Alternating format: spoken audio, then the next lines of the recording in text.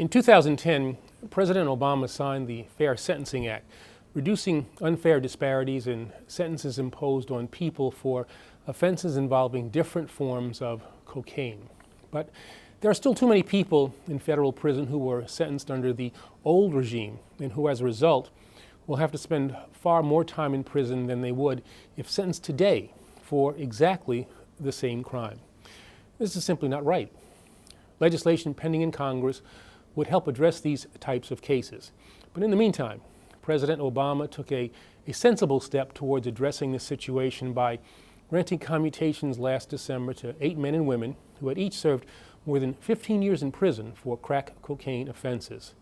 For 2 of these individuals, it was the first conviction they'd ever received. Yet, due to mandatory minimum guidelines that were considered severe at the time and are profoundly out of date today, they and 4 others received life sentences.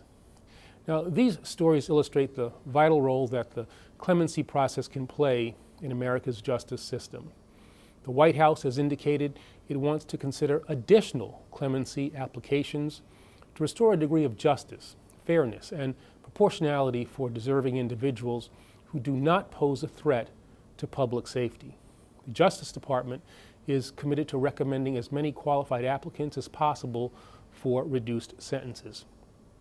Later this week, the Deputy Attorney General will announce new criteria that the department will consider when recommending applications for the President's review.